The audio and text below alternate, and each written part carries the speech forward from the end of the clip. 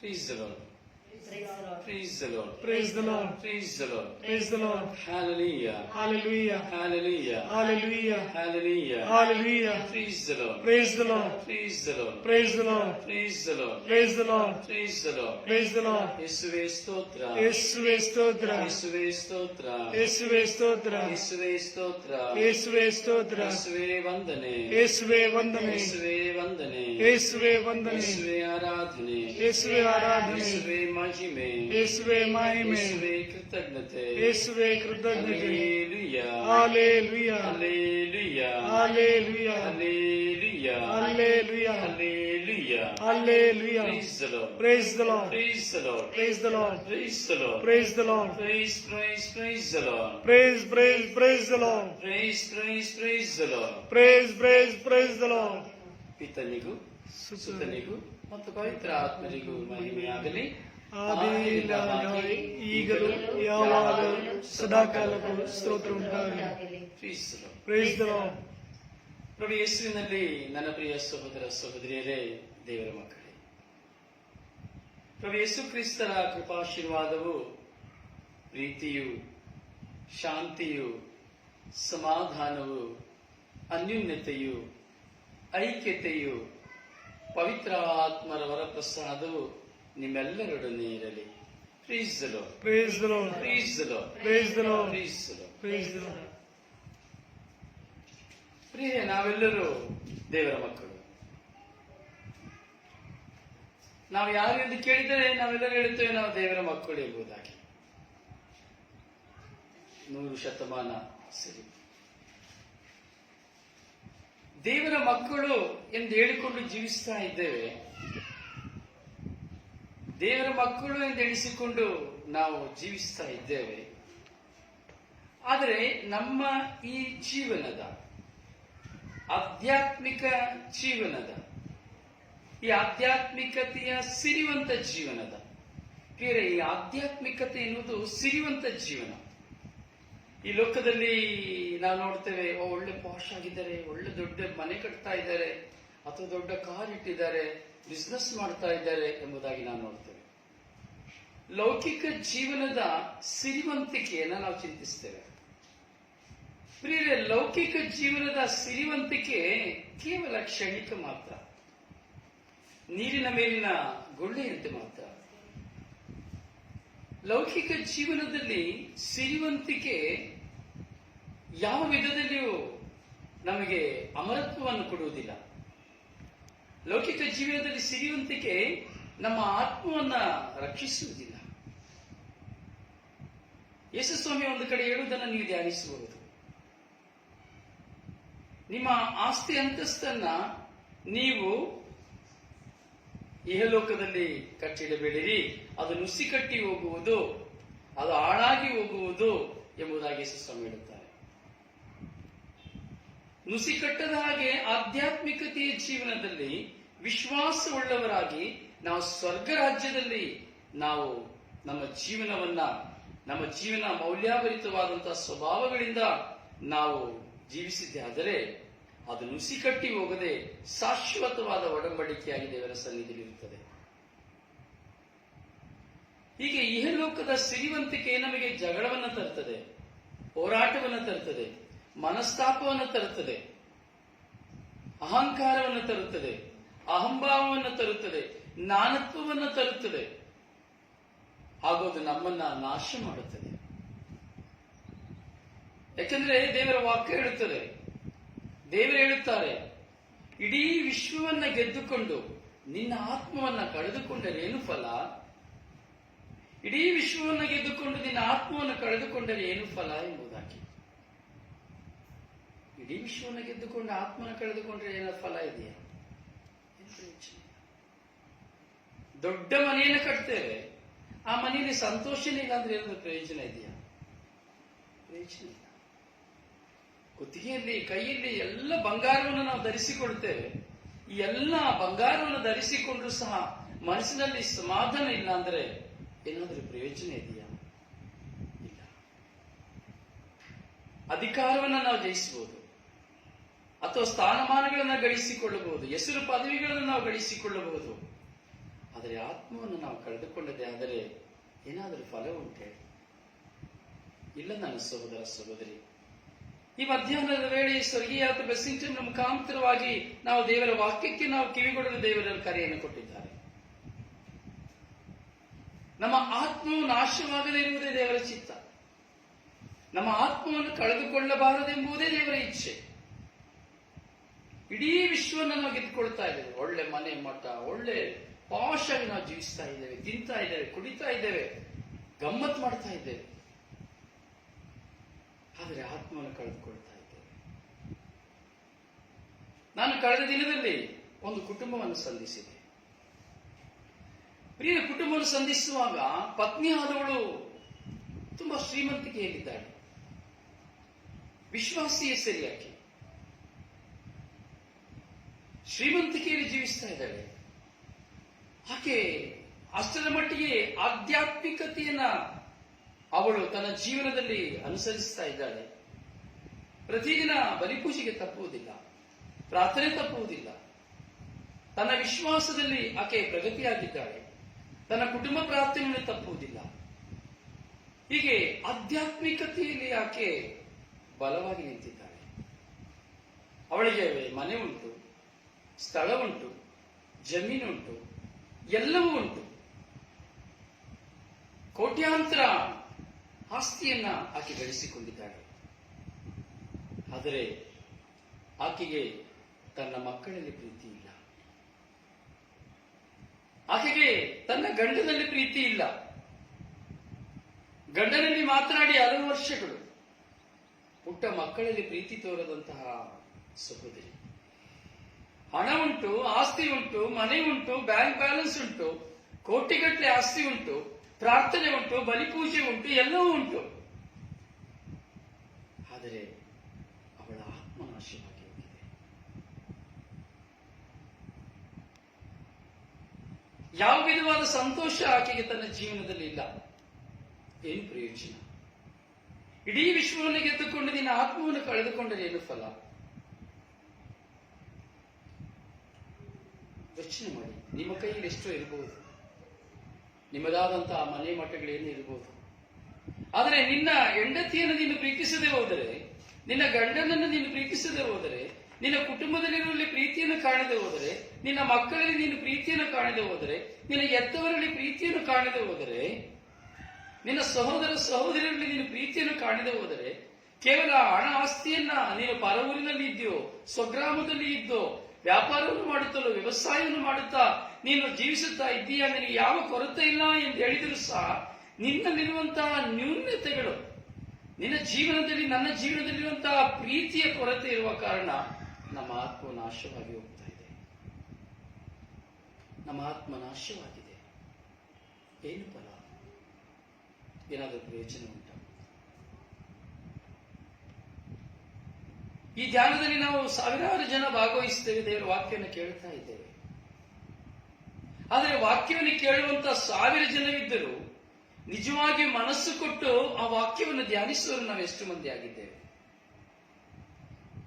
100 ಮಂದಿ ಇರಬಹುದಾ? ಅಥವಾ 100 ಮಂದಿಯಲ್ಲಿ ನಿಜವಾಗಿ ವಾಕ್ಯವನ್ನ ಗೌರವಿಸಿ ನಾನು ಇದರಂತೆಯೇ ಜೀವಿಸಬೇಕೆಂದು ಛಲ ತೊಡುವವರು ಎಷ್ಟು ಮಂದಿ ಇರಬಹುದು? 50 ಮಂದಿ ಇರಬಹುದೇ? ಅಥವಾ ಇದೇ ವಾಕ್ಯವನ್ನು ನನ್ನ ಜೀವನದಲ್ಲಿ ಅಳವಡಿಸಿ ನಾನು ನನ್ನ ಆತ್ಮವನ್ನು ನಾಶ ಮಾಡಿಕೊಳ್ಳಬಾರದು, ಅದಕ್ಕಾಗಿ ನನ್ನ ಮುಂದೆ ಇರುವುದನ್ನೆಲ್ಲವನ್ನು ನಾನು ತ್ಯಜಿಸಲು ಸಿದ್ಧನಾಗಿದ್ದೇನೆ ಎಂದು ಹೇಳುವುದಾದರೆ 25 ಮಂದಿ ಸಿಕ್ಕಬಹುದೇ? ಎಷ್ಟು ಮಂದಿ ಸಿಕ್ಕಬಹುದು? ದೇವರ ವಾಕ್ಯ ಹೇಳುತ್ತದೆ, ಒಬ್ಬ ಪಾಪಿಯ ವಿಷಯದಲ್ಲಿ ಪಶ್ಚಾತ್ತಾಪ ಪಟ್ಟು ಪರಿವರ್ತನೆ ಹೊಂದಲು ನೀನು ಶ್ರಮಿಸಿದ್ದೆ ಆದರೆ, ಹಾಗೂ ನೀನು ಒಂದು ಪಾಪಿಯ ಜೀವನವಾಗಿದ್ದು ಪಾಪದ ಜೀವನದಲ್ಲಿದ್ದು ನೀನು ಮನಪರಿವರ್ತನೆಯನ್ನು ಹೊಂದುವುದಾದರೆ ಅಥವಾ ಮತ್ತೊಬ್ಬರನ್ನ ಮನಪರಿವರ್ತನೆಗೆ ನೀನು ಪ್ರಯತ್ನಿಸುವುದಾದರೆ ಸ್ವರ್ಗದಲ್ಲಿರುವಂತಹ ದೂತರುಗಳು ಸಂತೋಷಿಸುತ್ತಾರೆ ಎಂಬುದಾಗಿ, ಅವರ ಮುಖಾಂತರವಾಗಿ ನಿನ್ನ ಲೆಕ್ಕವಿಲ್ಲದಷ್ಟು ಪಾಪಗಳು ಕ್ಷಮಿಸಲ್ಪಡುತ್ತದೆ ಎಂಬುದಾಗಿ. ಒಂದು ಆತ್ಮರಕ್ಷಣೆ ಹೊಂದುವಾಗ, ಒಂದು ವ್ಯಕ್ತಿಗಾಗಿ ನಾನು ಶ್ರಮಿಸುವಾಗ,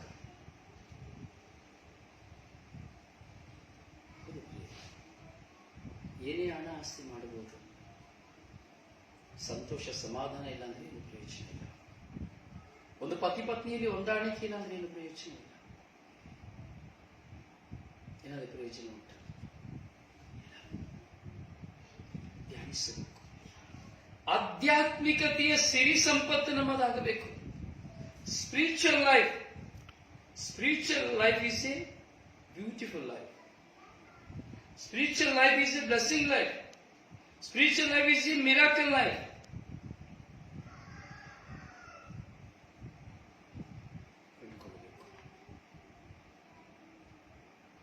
ನೋಡಿ, ಎಷ್ಟೋ ನಾವು ಪ್ರಾರ್ಥಿಸ್ತೇವೆ ದಿನಪ್ರತಿ. ಎಷ್ಟೋ ಜನ ಬೆಳಿಗ್ಗೆ ಬಲಿಪೂಜೆ ತಪ್ಪುದಿಲ್ಲ, ಅಥವಾ ಮಧ್ಯಾಹ್ನ 12 ಗಂಟೆಗೆ ಪ್ರಾರ್ಥನೆ ಮಾಡೋದು ತಪ್ಪುದಿಲ್ಲ, 3 ಗಂಟೆ ಡಿವೈನ್ ಮರ್ಸಿ ಇಡೋದು ತಪ್ಪುದಿಲ್ಲ, ಅಥವಾ ಈ 3:30 ಗಂಟೆ ಶುಶ್ರೂಷಣೆ ನೋಡೋದು ತಪ್ಪುದಿಲ್ಲ, ಅಥವಾ ಪರ್ಸನಲ್ ಆಗಿ 1 ತಾಸು ಪ್ರಾರ್ಥನೆ ಮಾಡೋದನ್ನ ತಪ್ಪುದಿಲ್ಲ, ಸಂಜೆ ಜಪಸರ ಹೇಳೋದನ್ನ ತಪ್ಪುದಿಲ್ಲ, ಕುಟುಂಬ ಪ್ರಾರ್ಥನೆ ತಪ್ಪುದಿಲ್ಲ, ಅಥವಾ ಈ ಸ್ವರ್ಗೀಯ ಯಾತ್ರೆಯ ಅಡೋರೇಷನ್ ಶಿಲುಬೆ ಆರಾಧನೆಯನ್ನು ತಪ್ಪುದಿಲ್ಲ. ಕಡ್ಡಾಯವಾಗಿ ನೋಡಬಹುದು. ಸಂತೋಷ, ದೇವರು ನಿಮ್ಮನ್ನು ಹೇರಾಳವಾಗಿ ಆಶೀರ್ವದಿಸಲಿ. ಆದರೆ ನಮ್ಮ ಜೀವನದಲ್ಲಿ ಆಧ್ಯಾತ್ಮಿಕತೆಯಲ್ಲಿ ಎಷ್ಟು ನಾವು ಗ್ರೋತ್ ಆಗಿದ್ದೇವೆ, ಆಧ್ಯಾತ್ಮಿಕತೆಯ ಸಿರಿ ಸಂಪತ್ತು ನಮ್ಮಲ್ಲಿ ಎಷ್ಟು ಮಂದಿಯಲ್ಲಿದೆ? ತುಂಬಾ ಆಳವಾಗಿ ನಾವು ಯೋಚಿಸಬೇಕು.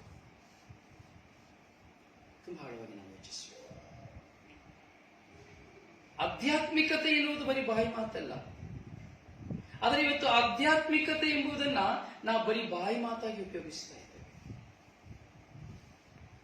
ಆಧ್ಯಾತ್ಮಿಕತೆ ಬರೀ ನಮ್ಮ ಬಾಯಿ ಮಾತಾಗಿದೆ, ಬಾಯಿಯ ಶಬ್ದವಾಗಿದೆ ಅಷ್ಟೇ. ಬಾಯಿಂದ ಬರುವ ಪದಗಳು ಮಾತ್ರ. ಯೇಸುವೇ ಸ್ತೋತ್ರ ಬಾಯಿಂದ ಬರುವ ಪದ, ಹಲ್ಲೆಲೂಯಾ ಬಾಯಿಂದ ಬರುವ ಪದ,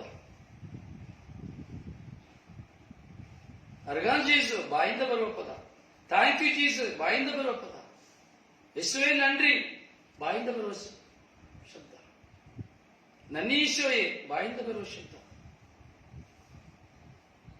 ನಾವು ಬರೀ ಬಾಯಿಂದ ಮಾತ್ರ, ಬಾಯಿ ಶಬ್ದದಿಂದ ಮಾತ್ರ ನಾವು ದೇವರನ್ನು ಸ್ತುತಿಸ್ತಾ ಇದ್ದೇವೆ. ಆಧ್ಯಾತ್ಮಿಕತೆಯ ಶಕ್ತಿಯಿಂದ ನಾವು ಸ್ತುತಿಸ್ತಾ ಇದ್ದೇವೆ. ಆಧ್ಯಾತ್ಮಿಕತೆಯ ಸಿರಿವಂತಿಕೆಯಲ್ಲಿ ನಾವು ಜೀವಿಸ್ತಾ ಇಲ್ಲ. ಪ್ರಿಯ, ನಾವು ನೋಡುವುದಾದರೆ ಮಾರ್ಕನ ಶುಭ ಸಂದೇಶ 7ನೇ ಅಧ್ಯಾಯದಲ್ಲಿ 8ನೇ ವಾಕ್ಯದಲ್ಲಿ ನಾವು ಧ್ಯಾನಿಸುವುದು. ವಾಕ್ಯ ನಮ್ಮೊಂದಿಗೆ ಹೇಳುತ್ತದೆ, ದೇವರ ಆಜ್ಞೆಗಳನ್ನು ಮರೆತು ಮಾನವ ನಿರ್ಮಿತ ಕಟ್ಟಳೆಗಳನ್ನೇ ಪರಿಪಾಲಿಸ್ತಾ ಇರುವುದನ್ನು. ದೇವರ ವಾಕ್ಯಗಳನ್ನು ಮರೆತು, ನಾವು ದೇವರ ಆಜ್ಞೆಗಳನ್ನು ಮರೆತು ಹೋಗಿದ್ದೇವೆ. ಬರೇ ಮಾನವ ನಿರ್ಮಿತವಾದಂತಹ ಪದಗಳನ್ನು ಮಾತ್ರ ನಾವು ಉಪಯೋಗಿಸ್ತಾ ಇದ್ದೇವೆ. ಸಂಪ್ರದಾಯಗಳನ್ನು ನಾವು ನಿಷ್ಠೆಯಿಂದ ಆಚರಿಸ್ತಾ ಇದ್ದೇವೆ. ಯಾಕಂದ್ರೆ ಅವತ್ತು ಫರಿಸಾಯರು ಸದುಕಾಯರು ಇದೇ ಕೆಲಸ ಮಾಡ್ತಾ ಇದ್ದು. ಅದಕ್ಕೆ ಯೇಸು ಸ್ವಾಮಿ ಹೇಳ್ತಾರೆ, ನೀನು ಅದನ್ನ ತಿನ್ನಬೇಡ, ನೀನು ಇದನ್ನ ತಿನ್ನಬೇಡ, ನೀನು ಹಾಗೆ ಹೋಗಬೇಡ, ಹೀಗೆ ಹೋಗಬೇಡ, ಬಟ್ಟೆಯನ್ನು ಹೀಗೆ ಧರಿಸಿ고. ನೋಡಿ, ಫರಿಸಾಯರು ಧರ್ಮಶಾಸ್ತ್ರಿಗಳ ನಿಮಿತ್ತವಾಗಿ ನಾವು ನೋಡುತ್ತೇವೆ, ಯಹೂದ್ಯರ ನೇಮಕನುಸಾರವಾಗಿ ದೇವರ ಕಟ್ಟಳೆಗಳು 613 ಕಟ್ಟಳೆಗಳು, 613 ಕಮಾಂಡ್ಮೆಂಟ್ಸ್. ಈ 613 ಕಟ್ಟಳೆಗಳು ಯಾವುದೆಂದು ನಿಮಗೆ ಗೊತ್ತಿದೆಯಾ? ಯಾರಾದರೂ ವಿವರಿಸ್ತೀರಾ? ಯಾರಿಗೆ ಗೊತ್ತು ಈ 613 ಕಟ್ಟಳೆಗಳು? ನಿಮಗೆ ಗೊತ್ತಾ? ನಮಗೆ ಗೊತ್ತಿರೋದು ಎಷ್ಟು ಕಟ್ಟಳೆಗಳು? 10 ಕಟ್ಟಳೆಗಳು. ಆದರೆ ಯಹೂದ್ಯ ಸಂಪ್ರದಾಯ ಪ್ರಕಾರವಾಗಿ ಧರ್ಮಶಾಸ್ತ್ರಿಗಳು, ಸದುಕಾಯರ ಫರಿಸಾಯರ ನಿಮಿತ್ತವಾಗಿ 613 ಕಟ್ಟಳೆಗಳು.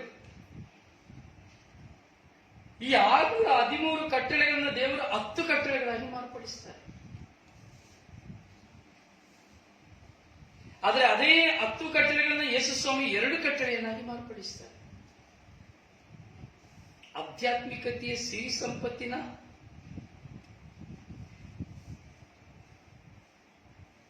ಪ್ರತಿಯೊಂದು ಇದೆ. ಈಗ ಮನೆ ಕಟ್ತೀರಿ ಅಲ್ಲ, ನೀವೆಲ್ಲ ಮನೆ ಕಟ್ಟಿರ್ಬೋದು. ಎಷ್ಟು ಜನಕ್ಕೆ ಮನೆ ಇದೆ? ಹೌದಲ್ಲ, ತುಂಬಾ ಜನಕ್ಕೆ ಸ್ವಂತ ಮನೆ ಇದೆ. ಮನೆ ಕಟ್ಟುವಾಗ, ಮನೆ ಕಟ್ಟಿ ಮುಗಿಸುವಾಗ ಆ ಮನೆಯ ಸುತ್ತಲೂ ಈ ಕೈಪಿಡಿ ಕಟ್ತಾರೆ, ಬೋರ್ಡ್ ಕಟ್ತಾರೆ. ಆ ಒಂದು ಪಕ್ಷ ಆ ಬೋರ್ಡ್ ನ ಕಟ್ಟದೆ ಹೋದ್ರು ಸಹ ಪಾಪ. ಮನೆಯ ಮೇಲೆ ಸುತ್ತಲೂ ಕೈಪಿಡಿ ಬೋರ್ಡ್ ನ ಕಟ್ಟದೆ ಹೋದ್ರು ಸಹ ಪಾಪ.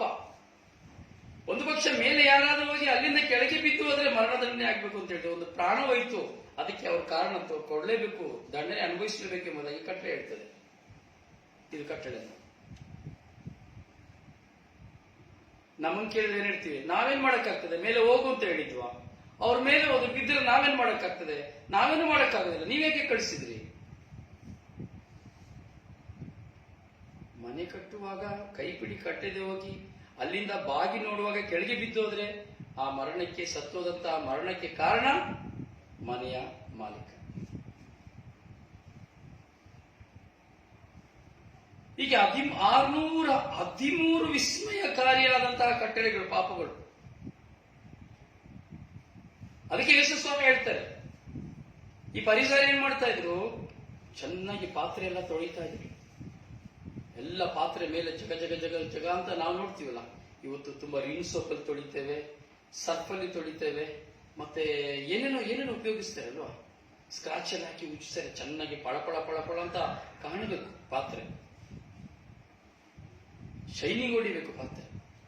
ಈಗ ಹೊಸ ಕೆಮಿಕಲ್, ನಿಂಬು ಅಡ್ವರ್ಟೈಸ್ಮೆಂಟ್ ನಾವು ನೋಡ್ತೀವಲ್ಲ, ನಿಂಬುವಿನ ಶಕ್ತಿ ಅಂತ ನೋಡಿದ ತಕ್ಷಣ ಗಂಡನಿಗೆ ಹೇಳ್ತಾರೆ, ರೀ ಆ ಪೌಡರ್ ಸೋಪ್ ಪುಡಿ ತಗೊಂಡ್ಬನ್ರಿ, ಇಲ್ಲಾಂದ್ರೆ ಕೆಮಿಕಲ್ ತಗೊಂಡ್ ಬನ್ರಿ, ನಿಂಬುವಿನ ಶಕ್ತಿ, ಪಾತ್ರೆ ಪಳ ಪಳ ಪಳ ಅಂತದೆ. ಅಲ್ಲಿ ಗೊತ್ತಿಲ್ಲ, ಕೈ ಬೆಂದೋಗ್ತದೆ ಹಾಸಿಗಿಲ್ಲ ಅಂತ.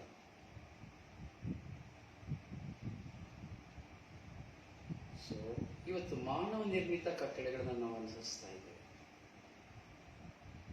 ಒಂದು ಕಾಲದಲ್ಲಿ ಅಜ್ಜಿಯಂದಿರೆಲ್ಲ ಇರ್ಬೇಕಾದ್ರೆ ಬೂದಿ ತಗೊಂಡು ಪಾತ್ರೆ ತಿಕ್ತಾ ಇದ್ರು. ಇವತ್ತು ಬೂದಿ ಯಾರಾದ್ರೂ ಮುಟ್ತಾರ? ಬೂದಿ ಕೆಮಿಕಲ್, ಆಂಟಿಬಯೋಟಿಕ್. ಇವತ್ತು ಕೆಮಿಕಲ್ಲೇ ಹಾಕೋದೇ ಕೆಮಿಕಲ್, ತಿನ್ನೋದು ಕೆಮಿಕಲ್. ಆ ತೊಳೆದಾದ್ಮೇಲೆ, ಪಾತ್ರೆ ತೊಳೆದಾದ್ಮೇಲೆ ಅದರೊಳಗಡೆ ಇರೋದು ಕೆಮಿಕಲ್. ಹೀಗೆ ಪರಿಸರೆಲ್ಲ ಪಾತ್ರೆಗಳನ್ನ ಮೇಲೆ ತೊಳಿತಾ ಇದ್ರು, ಉಜ್ಜಿ ತಿಕ್ಕಿ ತೊಳಿತಾ ಇದ್ರು. ಅದಕ್ಕೆ ಯೇಸು ಹೇಳ್ತಾರೆ, ನೀವು ಮೇಲಿನವುಗಳನ್ನ ತೊಳೆಯುತ್ತೀರಿ, ಆದ್ರೆ ಒಳಗಿನವುಗಳನ್ನ ತೊಳೆಯಿರಿ. ಅದರಿಂದ ನೀವು ಒಳಗಿನವುಗಳನ್ನ ತೊಳೆಯಿರಿ, ನಿಮ್ಮ ಹೃದಯವನ್ನು ತೊಳೆಯಿರಿ, ನಿಮ್ಮ ಮನಸ್ಸನ್ನು ತೊಳೆಯಿರಿ, ನಿಮ್ಮ ಚಿಂತನೆಯನ್ನು ತೊಳೆಯಿರಿ, ನಿಮ್ಮ ಜೀವನವನ್ನು ತೊಳೆದುಕೊಳ್ಳಿರಿ, ನಿಮ್ಮನ್ನ ಬದಲಾಯಿಸಿಕೊಳ್ಳಿರಿ. ಯೇಸು ಹೇಳ್ತಾರೆ, ನಿಮ್ಮ ಬಾಯಿಯಿಂದ ಹೊರಬರುವುಗಳಿಗಾಗಿ ನೀವು ಪಶ್ಚಾತ್ತಾಪ ಪಡಿ. ಒಳಗಿನಿಂದ ಹೊರಗೆ ಬರುವಂತದ್ದು ಮನುಷ್ಯನನ್ನು ಕಲುಷಿತಗೊಳಿಸುತ್ತದೆ ಹೊರತು ಹೊರಗಿನಿಂದ ಒಳಗೆ ಹೋಗುವುದು ಮನುಷ್ಯನನ್ನು ಕಲುಷಿತಗೊಳಿಸುವುದಿಲ್ಲ. ಹೌದಾ? ಹೊರಗಿನಿಂದ ಒಳಗೆ ಹೋಗೋದು ಮನುಷ್ಯನ ಕೆಡಿಸ್ತದ? ಒಳಗಿನಿಂದ ಹೊರಗೆ ಬರೋದು ಮನುಷ್ಯನ ಕೆಡಿಸ್ತದ? ಹೊರಗಿನಿಂದ ಒಳಗೆ ಹೋಗುವುದು ಜೀರ್ಣವಾಗಿ ಅದು ಹೊರ ಹೋಗುತ್ತದೆ. ಆದರೆ ಒಳಗಿನಿಂದ ಹೊರಗೆ ಬರುವುದು ಮನುಷ್ಯನನ್ನ ಕೊಲ್ಲುತ್ತದೆ, ಮನುಷ್ಯನನ್ನು ನಾಶ ಮಾಡುತ್ತದೆ, ಮನುಷ್ಯನ ವ್ಯಕ್ತಿತ್ವವನ್ನು ನಾಶ ಮಾಡುತ್ತದೆ, ಅವನ ಸ್ಥಾನಮಾನಗಳನ್ನು ನಾಶ ಮಾಡುತ್ತದೆ. ಕೆಲವು ಸಾರಿ ಒಳಗಿನಿಂದ ಹೊರಬರುವುದರ ಮುಖಾಂತರವಾಗಿ ಕೆಲವರು ಆತ್ಮಹತ್ಯೆ ಮಾಡಿ ಸತ್ತು ಹೋಗ್ತಾರೆ. ದೂಷಣೆ, ನಿಂದನೆ, ಅವಹೇಳನ, ಸುಳ್ಳು, ಚಾಡಿ, ಮೋಸದ ಮಾತು, ವಂಚನೆಯ ಮಾತು, ಕಪಟತನ, ಇವೆಲ್ಲವೂ ಒಳಗಿನಿಂದ ಬರುವಂತದ್ದು. ಇದನ್ನು ಕುರಿತು ಯೇಸು ಹೇಳ್ತಾರೆ, ನೀವು ಒಳಗಿನವುಗಳನ್ನ ತೊಳೆಯುವುದಿಲ್ಲ, ಹೊರಗಿನವುಗಳನ್ನ ತೊಳಿತಾ ಇದ್ದೀರಿ. ಅದರಿಂದ ಮೊದಲು ಒಳಗಿನವುಗಳನ್ನ ತೊಳೆಯಿರಿ, ನಿಮ್ಮ ಒಳಗಿರುವುದನ್ನ ತೊಳೆಯಿರಿ. ನಾನು ಎಷ್ಟೇ ಪ್ರಾರ್ಥನೆ ಮಾಡಿ, ಎಷ್ಟೇ ಬಲಿಪೂಜೆಯಲ್ಲಿ ಭಾಗವಹಿಸಿ ನನ್ನ ಗಂಡನನ್ನು ಪ್ರೀತಿಸ್ತಾ ಇಲ್ಲ, ಮಕ್ಕಳನ್ನು ಪ್ರೀತಿಸ್ತಾ ಇಲ್ಲ, ಕುಟುಂಬದಲ್ಲಿರುವಂತಹ ಯಾವ ವ್ಯಕ್ತಿಯನ್ನು ಪ್ರೀತಿಸ್ತಾ ಇಲ್ಲ, ಹಣ ಇದೆ, ಆಸ್ತಿ ಇದೆ, ಅಂತಸ್ತಿದೆ, ಎಲ್ಲ ಇದೆ, ಏನು ಪ್ರಯೋಜನ? ನನ್ನ ಆತ್ಮ ಕಳೆದು ಹೋಗಿದೆ. ನಮ್ಮ ಆತ್ಮನ ಕಳೆದುಕೊಂಡ್ರೆ ಏನು ಫಲ?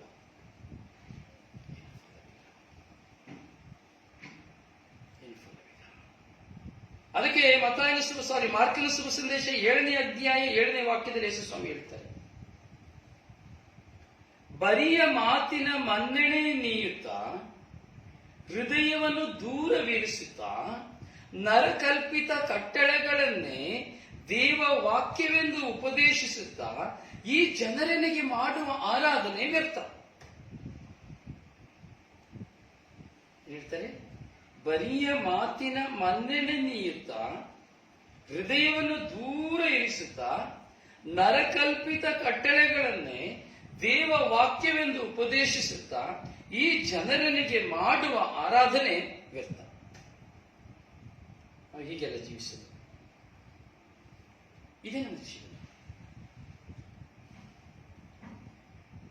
ಬರಿಯ ಮಾತಿನ ಮನ್ನಣೆ. ಮತ್ತೊಬ್ಬರಿಗೆ ನಾವು ಅಡ್ವೈಸ್ ಕೊಡೋದು ತುಂಬಾ ಒಳ್ಳೆಯದು. ನೀನು ಕ್ಷಮಿಸ್ಬೇಕು, ಗೊತ್ತಾಯ್ತಾ? ನಿನ್ನ ಗಂಡನ ನೀನು ಕ್ಷಮಿಸ್ಬೇಕು, ನಿನ್ನ ಹೆಂಡತಿನ ನೀನು ಪ್ರೀತಿಸ್ಬೇಕು, ನಿಮ್ಮ ಅತ್ತೆನ ಪ್ರೀತಿಸ್ಬೇಕು, ಮಾವನ ಪ್ರೀತಿಸ್ಬೇಕು. ನಾನು ಪ್ರೀತಿಸ್ತೀನಪ್ಪ.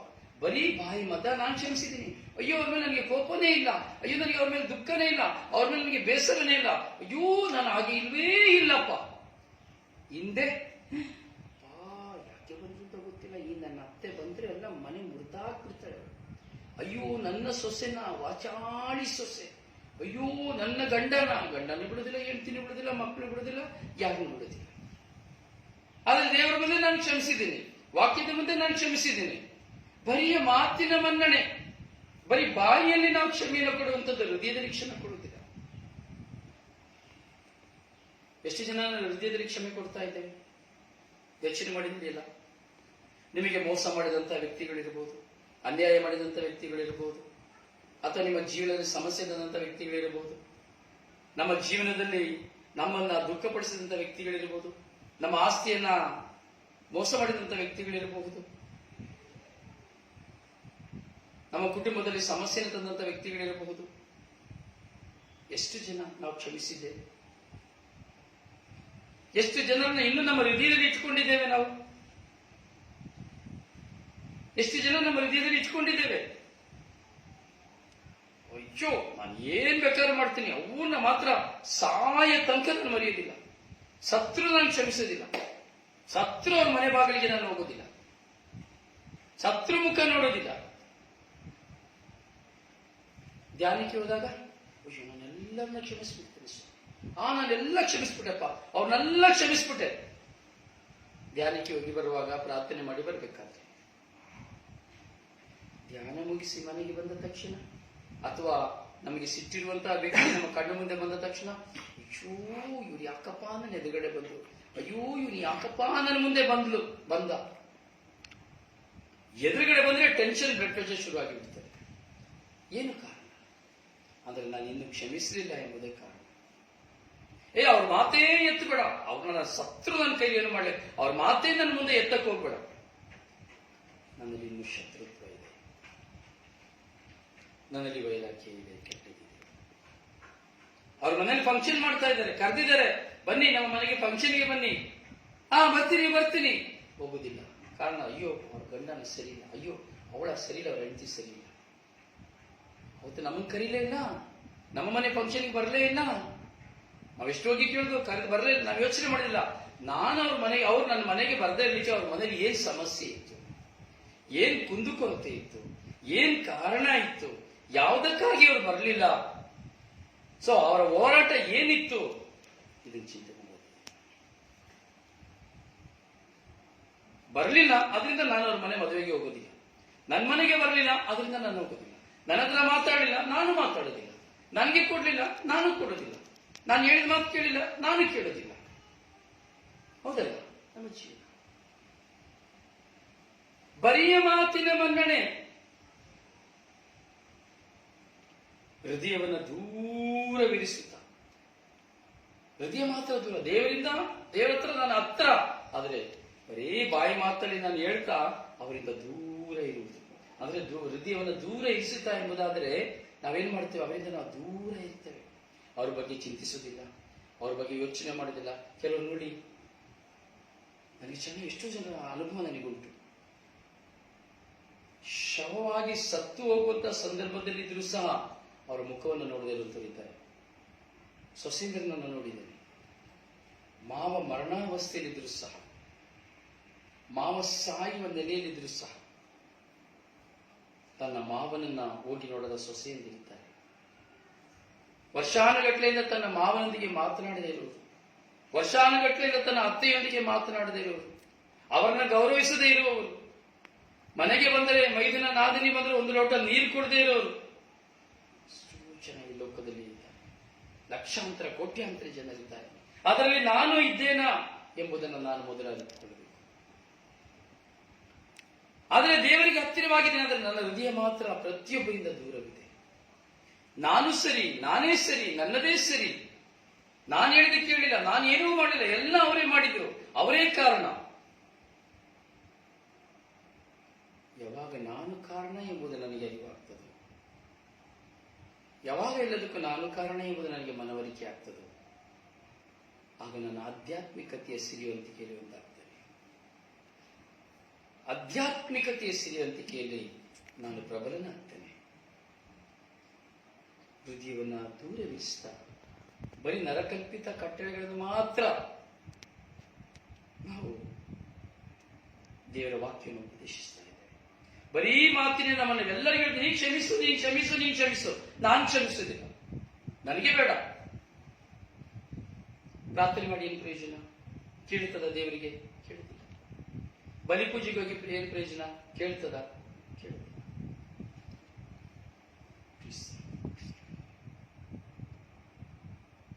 ನಮ್ಮ ಜೀವನದಲ್ಲಿ ಬರಿಯ ಮಾತಿನ ಮನ್ನಣೆಯಿಂದ ಹೊರಗೆ ಬರಬೇಕು, ನಿಜವಾದ ಮನ್ನಣೆಯನ್ನು ಕೊಡಬೇಕು. ನಮ್ಮ ಹೃದಯವನ್ನು ಕೆಟ್ಟದಿಂದ ದೂರವಿರಿಸಬೇಕು, ಮನುಷ್ಯರಿಂದ ದೂರವಿರಿಸಬಾರದು.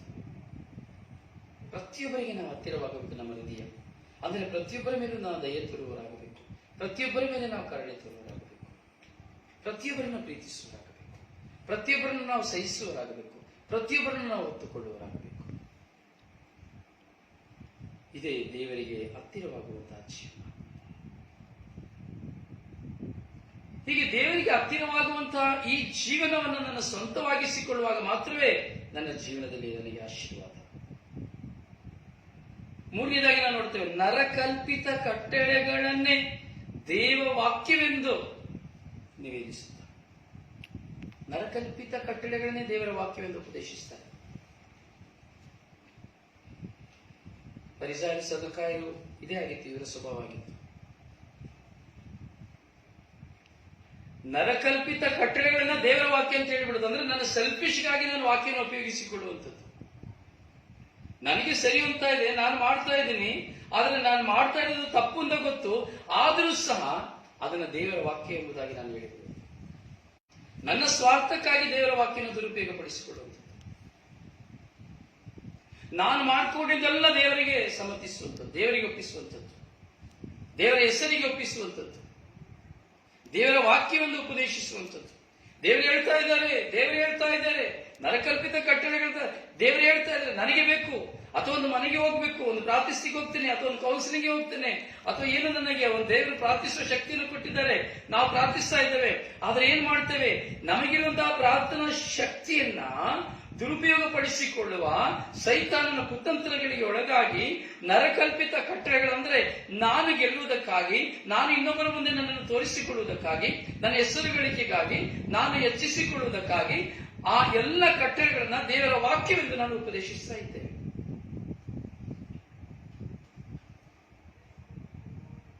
ಬೈಬಲ್ ಶ್ರೀಪುಟಗಳನ್ನ ತೆಗೆದುಕೊಂಡು ನಮಗೆ ಬೇಕಾಗಿರುವಂತಹ ವಿಷಯಗಳನ್ನ ಕುರಿತು ಅದನ್ನು ಸರಿ ಮಾಡಿಕೊಳ್ಳಿಕ್ಕಾಗಿ ಬೈಬಲ್ ಶ್ರೀಪುಟವನ್ನು ತೆಗೆದು ನಾವು ಪ್ರಚಾರ ಮಾಡ್ತೇವೆ. ನೋಡಿ, ಇಲ್ಲಿ ಬರೆದಿದೆ, ಆದರೆ ಯಾರಿಗಾಗಿ ಬರೆದಿದೆ ವಾಕ್ಯ, ಎಲ್ಲಿ ಬರೆದಿದೆ, ಯಾವುದಕ್ಕಾಗಿ ಬರೆದಿದೆ, ಯಾವ ಸನ್ನಿವೇಶದಲ್ಲಿ ಬರೆದಿದೆ, ಇದನ್ನ ನಾವು ಕಂಡುಕೊಳ್ಳಬೇಕು.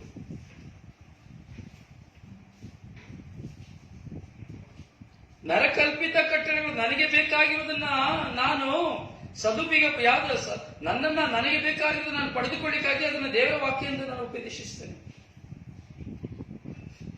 ದೇವರ ವಾಕ್ಯ ಎಂದು ನಾನು ಸಾರ್ತೇನೆ. ಪಾಪ ಮಾಡ್ಲಿಕ್ಕೂ ದೇವರ ವಾಕ್ಯ ನಾನು ಉಪಯೋಗಿಸ್ತೇನೆ, ಕೆಟ್ಟದ್ದು ಮಾಡ್ಲಿಕ್ಕೆ ನಾನು ಪಾಪವನ್ನು ಉಪಯೋಗಿಸ್ತೇನೆ, ದೇವರ ವಾಕ್ಯನ ಉಪದೇಶಿಸ್ತೇನೆ. ಹೌದು ಪ್ರಿಯ ನನ್ನ ಸಹೋದರನೇ ಸಹೋದರಿ, ಹೀಗೆ ನರಕಲ್ಪಿತ ಕಟ್ಟಳೆಗಳು ಮಾತ್ರ ನಮ್ಮಲ್ಲಿರುವಂಥದ್ದು. ಬರೇ ನಾವು ಅವ್ರಿಗೆ ಅಡ್ವೈಸ್ ಕೊಡ್ತಾ ಇರ್ತೇವೆ ಬೇರೊಬ್ಬರಿಗೆ, ನೀನು ಹಾಗೆ ಮಾಡು, ಹೀಗೆ ಮಾಡು, ಅದು ಮಾಡು, ಇದು ಮಾಡಿ ಎಂಬುದಾಗಿ. ಆದರೆ ನಮ್ಮ ಜೀವನದಲ್ಲಿ ಆ ಯಾವ ಕಟ್ಟಳೆಗಳನ್ನು ನಾವು ಅನುಸರಿಸುವುದಿಲ್ಲ. ಆದ್ರೆ ದೇವರ ಈ ಜನರನಿಗೆ ಮಾಡುವ ಆರಾಧನೆ ವ್ಯರ್ಥ, ನೀವು ಇಂತಹ ಒಂದು ಕಾರ್ಯಗಳನ್ನು ಮಾಡುವುದರಿಂದ ನರಕಲ್ಪಿತ ಕಟ್ಟಡಗಳನ್ನೇ ದೇವರ ವಾಕ್ಯವನ್ನು ಉಪದೇಶಿಸುತ್ತಾ ಈ ಜನರಿಗೆ ಮಾಡುವ ಆರಾಧನೆ ವ್ಯರ್ಥ, ಏನೂ ಪ್ರಯೋಜನವಿಲ್ಲ. ನೋಡಿ, ಯೇಸು ಸ್ವಾಮಿ ಎಷ್ಟು ಸುಂದರವಾಗಿ ಹೇಳ್ತಾರೆ. ನಮ್ಮ ಹೃದಯವನ್ನು ವೀಕ್ಷಿಸುವಂತಹ ದೇವರು ಪ್ರಭು ಯೇಸು ನಮ್ಮೊಂದಿಗೆ ವಾಕ್ಯದಲ್ಲಿ ಮಾತನಾಡುತ್ತಾರೆ. ಹೀಗೆ ನಾವು ಮಾಡುವ ಆರಾಧನೆ ವ್ಯರ್ಥ.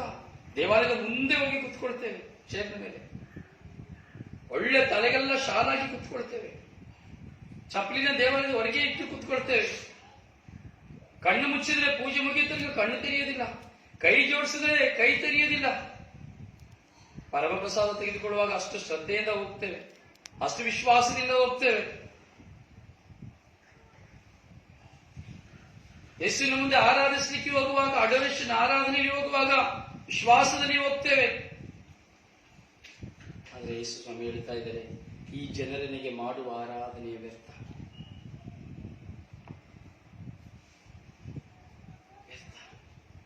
ಯಾಕೆಂದ್ರೆ ಅಲ್ಲಿ ಬರೀ ಸ್ವಾರ್ಥ ಮಾತ್ರ ನಮ್ಮದು ತುಂಬಿದೆ, ನರಕಲ್ಪಿತ ಕಟ್ಟಡಗಳು ಮಾತ್ರ ತುಂಬಿದೆ, ಬರಿಯ ಮಾತಿನ ಮನ್ನಣೆ ಮಾತ್ರ ತುಂಬಿದೆ, ಹೃದಯ ದೂರವಾಗಿದೆ. ಏನಾದರೂ ಪ್ರಯೋಜನ ಉಂಟಾ? ಪ್ರಾರ್ಥಿಸಿ ಪ್ರಯೋಜನ ಉಂಟಾ?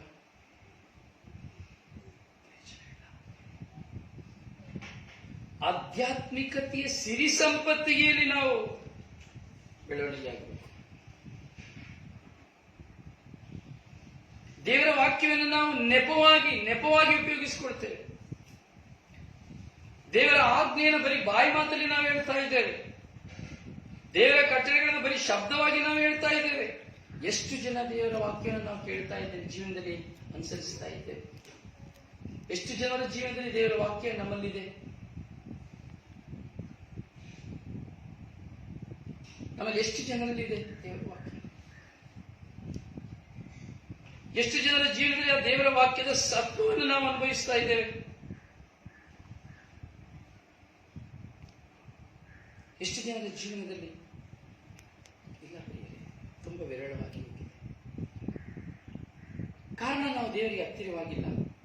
ನೋಡಿ, ಈ ಸಂಜೆ ವೇಳೆಯಲ್ಲಿ ನಾವು ದೇವರ ವಾಕ್ಯಕ್ಕೆ ಕಿವಿಗೊಡ್ತಾ ಇದ್ದೇವೆ, ತುಂಬಾ ಸಂತೋಷ. ಆದರೆ ನಾವು ಚಿಂತಿಸಬೇಕು, ನಾನು ಈ ಮಾರ್ಕನ ಶುಭ ಸಂದೇಶ 7ನೇ ಅಧ್ಯಾಯ 7ನೇ ವಾಕ್ಯಕ್ಕೆ ನಾನು ಸೀಮಿತನಾಗಿದ್ದೇನೆ. ಬರಿಯ ಮಾತಿನ ಮನ್ನಣೆ ನೀಯುತ್ತ, ಅಂದ್ರೆ ಕ್ಷಮೆಯ ನೀಯುತ್ತ, ಬರೀ ಬಾಯಿ ಮಾತಲ್ಲಿ ಕ್ಷಮೆಯ ನೀಯುತ್ತ, ಹೃದಯವನ್ನು ದೂರವಿರಿಸುತ್ತ, ನರಕಲ್ಪಿತ ಕಟ್ಟಳೆಗಳನ್ನೇ ದೇವವಾಕ್ಯ ಎಂದು ಉಪದೇಶಿಸುತ್ತ ನಾನು ದೇವರನ್ನು ಆರಾಧಿಸ್ತಾ ಇದ್ದೇನೆ. ದೇವರನ್ನು ಆರಾಧಿಸ್ತಾ ಇದ್ದೇನೆ, ಅದು ಸರಿನಾ?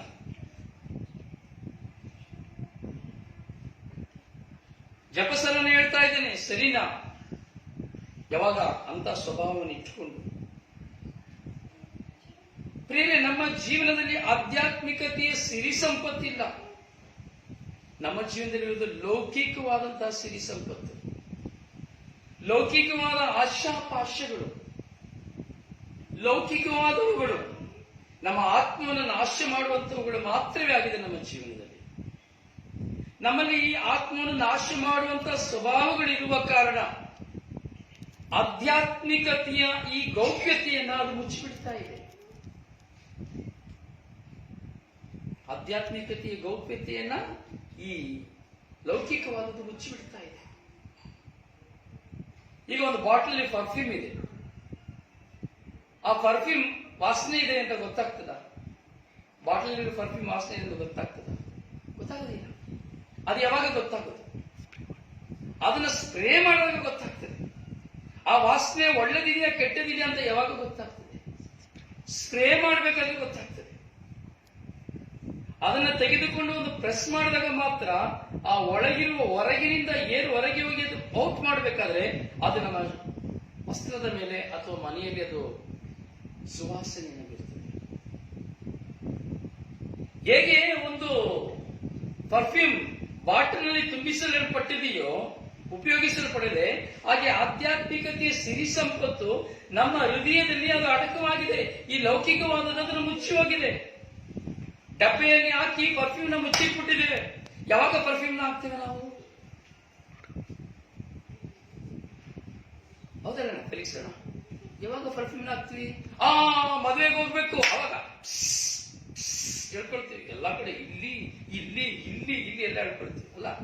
ಹೆಣ್ಮಕ್ಳೆಲ್ಲ ಪರ್ಫ್ಯೂಮ್ ಹಾಕೋದಿಲ್ಲ ಪಾಪ, ತುಂಬಾ ಒಳ್ಳೆಯವರು, ಸ್ವಲ್ಪ ಹಾಕ್ತಾರೆ ಅಷ್ಟೇ. ಗಂಡು ಮಕ್ಕಳಿಗೆಲ್ಲ ಒಂದು ಪರ್ಫ್ಯೂಮ್ ಬಾಟ್ಲು ಒಂದು 6 ತಿಂಗಳು 8 ತಿಂಗಳು ಬಂದ್ರೆ, ನಮ್ಗೆ ಹೆಣ್ಣು ಮಕ್ಕಳಿಗೆ ಬರೀ 1 ತಿಂಗಳು ಬರುತ್ತೆ. 1 ತಿಂಗಳಿವರೆಗೆ ಅಲ್ವಲ್ಲ?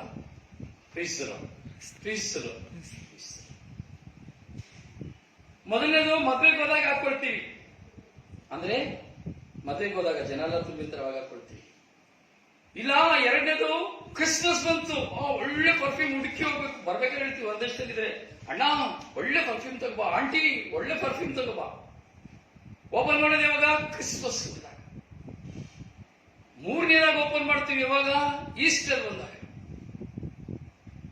4ನೇದಾಗ ಓಪನ್ ಮಾಡ್ತೇವೆ ಪಾರ್ಟಿ ಬಂದಾಗ. ಸೊ ನಮಗೆ ಅವಶ್ಯಕತೆ ಇದ್ದಾಗ ಮಾತ್ರ ಅದನ್ನು ಯೂಸ್ ಮಾಡ್ತೇವೆ, ಇಲ್ಲಾಂದ್ರೆ ಅದನ್ನು ಮುಚ್ಚಿಟ್ಬಿಡ್ತೇವೆ. ಸುವಾಸನೆಯನ್ನು ನಾವು ಮುಚ್ಚಿಟ್ಬಿಡ್ತೇವೆ. ಹೀಗೆ ಆಧ್ಯಾತ್ಮಿಕತೆಯಾದದನ್ನ, ಆಧ್ಯಾತ್ಮಿಕತೆಯ ಸುವಾಸನೆಯನ್ನ ನಾವು ಮುಚ್ಚಿಟ್ಟು ಲೌಕಿಕವಾದ ಸುವಾಸನೆಯೊಂದಿಗೆ ಈ ಲೋಕದಲ್ಲಿ ನಾವು ಪ್ರಕಟಿಸ್ತಾ ಇದ್ದೇವೆ. ಲೌಕಿಕವಾಗಿ ನಾವು ಪ್ರಕಟಣೆಗೊಳಿಸ್ತಾ ಇದ್ದೇವೆ, ಹಾಗೂ ಪ್ರಕಟಿಸ್ತಾ ಇದ್ದೇವೆ. ಅದರಿಂದ ಈ ಪರ್ಫ್ಯೂಮ್ ಎಂಬಂತ ಆಧ್ಯಾತ್ಮಿಕತೆ ಇವತ್ತು ಮುಚ್ಚಿ ಹೋಗಿದೆ. ಅವಶ್ಯಕ್ಕಾಗಿ ಮಾತ್ರ ದೇವಾಲಯ, ಅವಶ್ಯಕ್ಕಾಗಿ ಮಾತ್ರ, ರೋಗ ಬಂದಾಗ ಮಾತ್ರ ದೇವಾಲಯ, ಆವಾಗ ಪರ್ಫ್ಯೂಮ್ ಬಾಟಲ್.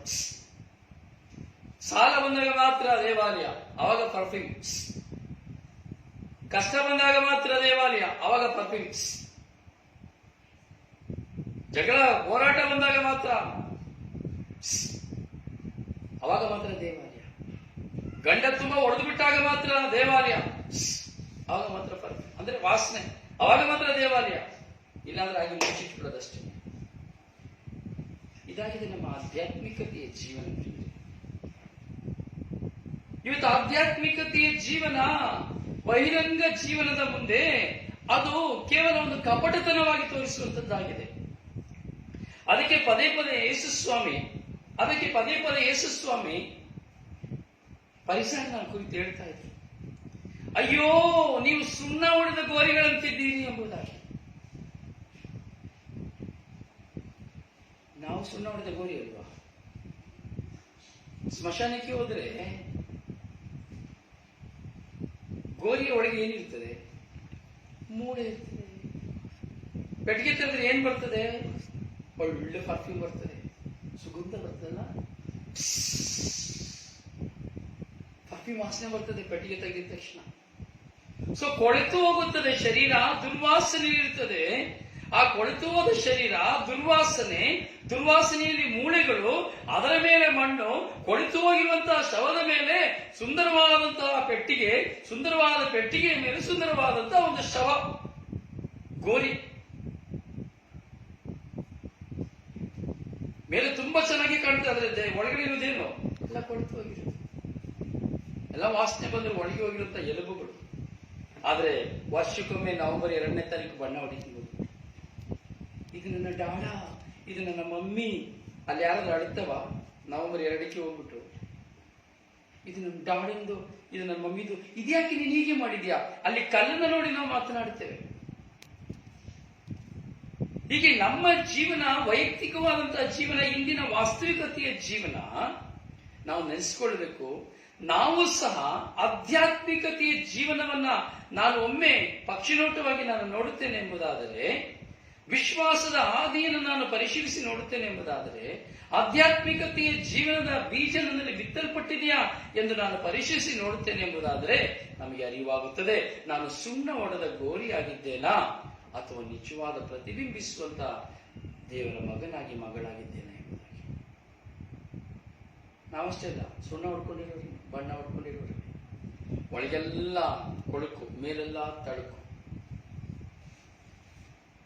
ಒಳಗೆಲ್ಲ ಕೊಳುಕು, ಮೇಲೆಲ್ಲ ತಳುಕು. ಸುಣ್ಣ ಹೊಡೆದ ಗೋರಿಯ ಜೀವನ, ಬಣ್ಣದ ಜೀವನ. ಮೇಕಪ್ ಹೇಗೆ ಮಾಡ್ಕೊಳ್ತೇವೋ ಸೌಂದರ್ಯವಾಗಿ ಕಾಣಬೇಕು ಅಂತ, ಹಾಗೆ ನಾವು ಈ ಲೋಕದಲ್ಲಿ ಮೇಕಪ್ ಮಾಡಿ ಜೀವಿಸ್ತಾ ಇದ್ದೀವಿ ದೇವರ ಮುಂದೆ, ದೇವರ ವಾಕ್ಯದ ಮುಂದೆ. ಬರೀ ಕಣ್ಣು ಮುಂದೆ ಮನುಷ್ಯನ ಮುಂದೆ ಮಾತ್ರ ನಾವು ಸೌಂದರ್ಯವತಿಗಳಾಗಿ ಕಾಣ್ತಾ ಇದ್ದೇವೆ, ಸೌಂದರ್ಯವಂತರಾಗಿ ಕಾಣ್ತಾ ಇದ್ದೇವೆ, ಸಿರಿವಂತರಾಗಿ ಕಾಣ್ತಾ ಇದ್ದೇವೆ, ಕಾರನ್ನ ತೋರಿಸ್ಕೊಳ್ತಾ ಇದ್ದೇವೆ, ಬಂಗಳನ್ನ ತೋರಿಸ್ಕೊಳ್ತಾ ಇದ್ದೇವೆ, ಆಸ್ತಿ ಅಂತಸ್ತನ್ನ ತೋರಿಸ್ಕೊಳ್ತಾ ಇದ್ದೇವೆ, ನಮ್ಮ ಡಿಗ್ರಿಗಳನ್ನ ತೋರಿಸ್ಕೊಳ್ತಾ ಇದ್ದೇವೆ, ಸ್ಥಾನಮಾನಗಳನ್ನ ನಾವು ತೋರಿಸ್ತಾ ಇದ್ದೇವೆ, ಅಧಿಕಾರಗಳನ್ನ ನಾವು ತೋರಿಸ್ಕೊಳ್ತಾ ಇದ್ದೇವೆ. ಆದರೆ ಇವೆಲ್ಲವೂ ಸುಳ್ಳು ಮಾಡಿದ ಇದರಿಂದ ಇಡೀ ವಿಶ್ವವನ್ನು ಗೆದ್ದುಕೊಂಡು ನಿನ್ನ ಆತ್ಮವನ್ನು ಕಳೆದುಕೊಂಡರೆ ಏನಾದರೂ ಫಲ ಇದೆಯಾ?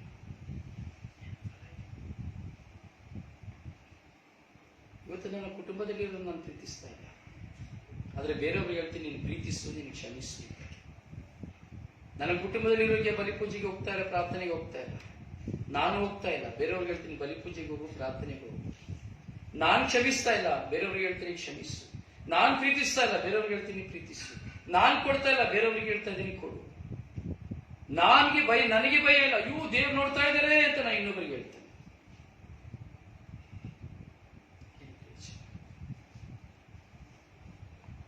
ಕೋಪ ಬರ್ತಾ ಇದೆ ಹೇಳಿದ್ರೆ, ಬೇಸರ ಬರ್ತದ? ನಿಜ ಅಲ್ಲ? ಇದ್ದಂಗೆ ಹೇಳಿದ್ರೆ ಎದ್ದು ಬಂದು ಎದೆ ಗೊತ್ತಾಗುತ್ತೆ, ಹೌದಲ್ಲ? ಸಾಕೆ ನಮ್ಮ ಜೀವನದಲ್ಲಿ ನಮಗೆ ನೇರವಾಗಿ ಇರುವುದನ್ನು ಹೇಳಿದ್ರೆ ಯಾರು ಇಷ್ಟ ಆಗೋದಿಲ್ಲ. ನೆನ್ನೆ ಒಬ್ರು ನನಗೆ ಕಾಲ್ ಮಾಡಿದ್ರು, ನನಗೆ ಕಾಲ್ ಮಾಡ್ಬೇಕಾದ್ರೆ ಒಬ್ರು ನನಗೆ ಹೇಳಿದ್ರು, ಬ್ರದರ್, ನನ್ನ ಸ್ನೇಹಿತರಿಗೆ ಒಬ್ರು ಕರೆ ಮಾಡಿದ್ರಂತೆ, ಒಬ್ರು ಮಾತಾಡಿದ್ರಂತೆ, ಅಯ್ಯೋ ಆ ಧ್ಯಾನ ಕೇಳಲಿಕ್ಕೆ ಆಗೋದಿಲ್ಲ, ಅವ್ರಿಗೆ ಎಲ್ಲಾ ವಿಷಯಗಳು ಹೇಗೆ ಗೊತ್ತಾಗ್ತದೆ ಅಂತೇಳಿ ಜಗಳ ಮಾಡಿದ್ರಂತೆ. ಎಲ್ಲಾ ವಿಷಯದ ಬಗ್ಗೆ ಅವರು ಮಾತಾಡ್ತಾರೆ, ಧ್ಯಾನ ಕೇಳಲಿಕ್ಕೆ ಆಗೋದಿಲ್ಲ ನಮಗೆ. ಕಾರಣ ಇಷ್ಟೇ, ಸ್ವರ್ಗೀಯ ಯಾತ್ರೆ ಧ್ಯಾನ ಕೇಳಬೇಕು ಅಂದ್ರೆ ಸ್ವಲ್ಪ ಹೃದಯ ಗಟ್ಟಿಯಾಗಿರ್ಬೇಕು. ಸ್ವರ್ಗೀಯ ಯಾತ್ರೆ ಧ್ಯಾನ ಕೇಳಬೇಕಂದ್ರೆ ಹೃದಯ ಗಟ್ಟಿಯಾಗಿರ್ಬೇಕು. ಎರಡನೇದು, ಸ್ವರ್ಗೀಯ ಯಾತ್ರೆ ಧ್ಯಾನ ಯಾರು ಕೇಳ್ತಾರೆ ಅಂದ್ರೆ, ನಾನು ನಿಜವಾಗಿ ದೇವರನ್ನ ಕಂಡುಕೊಳ್ಳಬೇಕು ಅನ್ನೋದು ಮಾತ್ರ ಸ್ವರ್ಗೀಯ ಯಾತ್ರೆ ಧ್ಯಾನ ಕೇಳಲಿಕ್ಕೆ ಸಾಧ್ಯ. ಮೂರನೇದು, ನಾನು ಪರಿವರ್ತನೆ ಹೊಂದಬೇಕು ಅನ್ನೋ ಮನೋಭಾವನೆ ಬರೋದು ಮಾತ್ರ ಸ್ವರ್ಗೀಯ ಯಾತ್ರೆ ಧ್ಯಾನ ಕೇಳಲಿಕ್ಕೆ ಸಾಧ್ಯ. ಅಲ್ಲದೆ ಬೇರೆ ಯಾರು ಧ್ಯಾನ ಕೇಳಲಿಕ್ಕೆ ಆಗುದಿಲ್ಲ. ಅದರಿಂದ ಸೈತಾನ ಕೇಳಲಿಕ್ಕೂ ಬಿಡುವುದಿಲ್ಲ. ಯಾಕೆಂದ್ರೆ ಪ್ರತಿ ದಿನದಲ್ಲಿ ನಾವು ನೋಡ್ತೇವೆ, ಧ್ಯಾನ ವಾಕ್ಯ ಏನಕ್ಕೆ, ಆ ವಾಕ್ಯವನ್ನು ವಿವರಿಸುವಾಗ ಆ ವಾಸ್ತವಿಕ ಪ್ರಪಂಚವನ್ನು ಕುರಿತು ಅಥವಾ ಇಂದಿನ ಸ್ಥಿತಿಗತಿಗಳನ್ನ ಕುರಿತು, ಪ್ರಾಪಂಚಿಕವಾಗಿ ಕುರಿತು ಹಲವಾರು ಅನುಭವಗಳನ್ನು ಕುರಿತು ಧ್ಯಾನವನ್ನು ಕೊಡುವಾಗ, ಧ್ಯಾನವನ್ನು ಕೇಳುವರು ಯಾವ ವ್ಯಕ್ತಿಗೆ ತಾನು ಕೇಳುವಂತಹ ವಾಕ್ಯ ಇಷ್ಟ ಆಗುದಿಲ್ಲ ಅಂದ್ರೆ, ಯಾರು ಕೇಳುವಂತಹ ವಾಕ್ಯವನ್ನು ಕುರಿತಾದಂತಹ ತಪ್ಪನ್ನ ಮಾಡ್ತಾ ಇರ್ತಾರೋ, ಯಾರು ಆ ಪಾಪದಲ್ಲಿ ಇರ್ತಾರೋ, ಅಥವಾ ಯಾರು ಆ ಜೀವನವನ್ನು ಮಾಡ್ತಾ ಇದ್ದಾರೋ ಅವರಿಗೆ ವಾಕ್ಯ ಕೇಳಲಿಕ್ಕೆ ಆಗುದಿಲ್ಲ, ಧ್ಯಾನ ಕೇಳಲಿಕ್ಕೆ ಆಗುದಿಲ್ಲ. ಯಾಕಂದ್ರೆ ಹೃದಯ ಸೀಳುತ್ತದೆ. ನಾನು ಅದೇ ತಪ್ಪನ್ನು ಮಾಡುವ ಕಾರಣ, ನಾನು ಅದೇ ಕಾರ್ಯವನ್ನು ಮಾಡುತ್ತಿರುವ ಕಾರಣ, ಅಥವಾ ನಾನು ಅದೇ ಜೀವನವನ್ನು ಮಾಡುತ್ತಿರುವ ಕಾರಣ, ಸ್ವರ್ಗೀಯ ಯಾತ್ರೆಯ ಮೂಲಕವಾಗಿ ಧ್ಯಾನವನ್ನು ಕೇಳಬೇಕಾದ್ರೆ ಅದು ನೇರವಾಗಿ ಹೃದಯವನ್ನು ಮೀಟ್ತದೆ, ನೇರವಾಗಿ ಹೃದಯವನ್ನು ಹೋಗ್ತದೆ. ಅದರಿಂದ ಧ್ಯಾನ ಕೇಳಲಿಕ್ಕೆ ಆಗುದಿಲ್ಲ. ಅಷ್ಟೇ.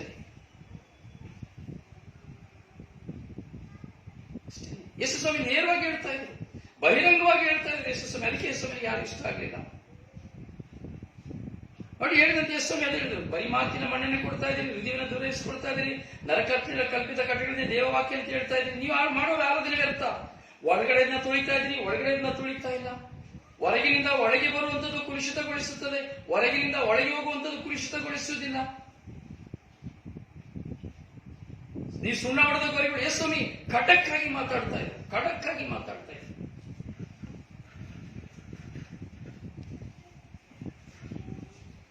ಅದರಿಂದ ಯೇಸು ಸ್ವಾಮಿಗೆ ಯಾರಿಗೂ ಇಷ್ಟ ಆಗಲಿಲ್ಲ. ಹೀಗಿರುವಾಗ ನನ್ನ ಇಷ್ಟಪಡ್ಲಿಕ್ಕೆ ಸಾಧ್ಯನಾ? ಯಾಕಂದ್ರೆ ನಾನು ಸಾರುವಂತ ವಾಕ್ಯವನ್ನು ಆಯ್ದು ರೊಸಾರಿಯೋ ವಾಕ್ಯ ಅಂತ ತಗೊಳ್ತಾರೆ, ಅದಕ್ಕೆ ಅವ್ರಿಗೆ ಕೇಳಲಿಕ್ಕೆ ಆಗುದಿಲ್ಲ. ದೇವರ ವಾಕ್ಯ ಅಂತ ತಗೊಂಡ್ರೆ ಅವರು 1 ಸಾರಿ ಕೇಳಲಿಕ್ಕೆ ಸಾಧ್ಯ. ಈ ವಾಕ್ಯದ ಮೂಲಕವಾಗಿ ದೇವರಲ್ಲಿ ಮಾತನಾಡುತ್ತಾ ಇದ್ದಾರೆ ಎಂಬುವಂತ ಪವಿತ್ರಾತ್ಮ ಪ್ರೇರಣೆ ಬರುವುದಾದ್ರೆ ವಾಕ್ಯವನ್ನು ಕೇಳಲಿಕ್ಕೆ ಆಗ್ತದೆ. ಅಯ್ಯೋ ಏನಪ್ಪಾ ಇದು ಹೀಗೆ ಹೇಳ್ತಾ ಇದಾರೆ ಅಂದ್ರೆ, ನೀನ್ ಆ ಪಾಪವನ್ನು ಮಾಡ್ತಾ ಇದ್ರೆ, ನೀನ್ ಆ ತಪ್ಪನ್ನ ಮಾಡ್ತಾ ಇದ್ರೆ ನಿನಗೆ ವಾಕ್ಯ ಕೇಳಲಿಕ್ಕೆ ಆಗುದಿಲ್ಲ, ಧ್ಯಾನವನ್ನು ಕೇಳಲಿಕ್ಕೆ ಆಗುದಿಲ್ಲ. ಕೇಳಬೇಡ ಅಂತ ಇನ್ನೊಬ್ಬರಿಗೆ ಹೇಳಿದೆ. ಯಾಕಂದ್ರೆ ಆ ಪಾಪ ಬಿಟ್ಬಿಡ್ಬೇಕು, ಆ ತಪ್ಪನ್ನ ಬಿಟ್ಬಿಡ್ಬೇಕು.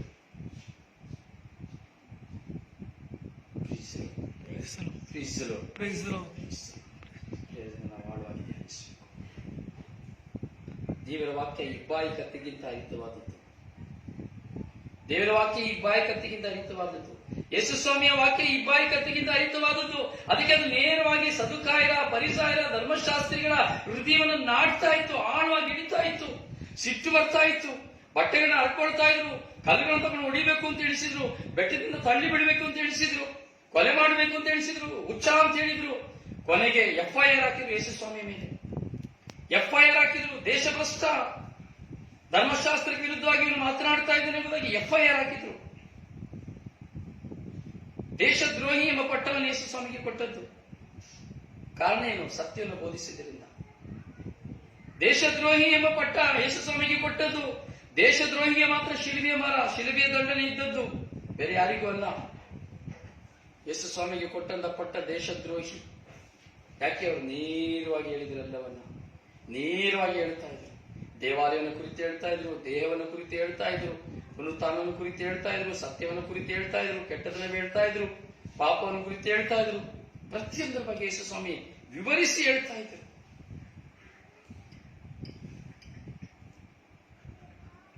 ನಾವು ಚಿಂತಿಸಬೇಕು, ನಾವು ಚಿಂತನೆಗೊಳಗಾಗಬೇಕು. ಒಂದು ಕ್ಷಣ ನಮ್ಮನ್ನು ನಾವು ನೋಡಬೇಕು. ಮತ್ತೊಂದು ಆವರ್ತಿ ಬರಿಯ ಮಾತಿನ ಮನ್ನಣೆ ನೀಯುತ್ತಾ, ಹೃದಯವನ್ನು ದೂರವಿರಿಸುತ್ತಾ, ನರಕಲ್ಪಿತ ಕಟ್ಟಳೆಗಳನ್ನೇ ದೇವವಾಕ್ಯವನ್ನು ಉಪದೇಶಿಸುತ್ತಾ, ಈ ಜನರನಿಗೆ ಮಾಡುವ ಆರಾಧನೆ ವ್ಯರ್ಥ ಎಂದು ಯೇಸು ಸ್ವಾಮಿ ಮಾರ್ಕನ ಶುಭ ಸಂದೇಶ 7ನೇ ಅಧ್ಯಾಯ 7ನೇ ವಾಕ್ಯದಲ್ಲಿ ಹೇಳಿದಂತೆ ನಾನು ಜೀವಿಸ್ತಾ ಇದ್ದೇನಾ? ಅಥವಾ ಇಡೀ ವಿಶ್ವವನ್ನು ಗೆದ್ದುಕೊಂಡು ನನ್ನ ಆತ್ಮವನ್ನು ನಾನು ಕಳೆದುಕೊಂಡಿದ್ದೇನೆ? ಹಣ, ಆಸ್ತಿ, ಅಂತಸ್ತೆಲ್ಲ ಗೆದ್ದುಕೊಂಡು ನನ್ನ ಆತ್ಮನ ಕಳೆದುಕೊಂಡಿದ್ದೇನೆ? ಅಥವಾ ನನ್ನಿಂದ ಒಳಗಿನಿಂದ ಹೊರಗೆ ಬರುವುದರ ಮೂಲಕವಾಗಿ ಅನೇಕ ಕುಟುಂಬ ಜೀವನವನ್ನ, ವ್ಯಕ್ತಿಗಳನ್ನು ನಾನು ನಾಶ ಮಾಡಿದ್ದೇನಾ? ದೇವರ ಮುಂದೆ ಸುಣ್ಣ ಹೊಡೆದ ಗೋರಿಯಾಗಿ ನಾನು ಜೀವಿಸುತ್ತಾ ಇದ್ದೇನಾ ಎಂಬುದನ್ನು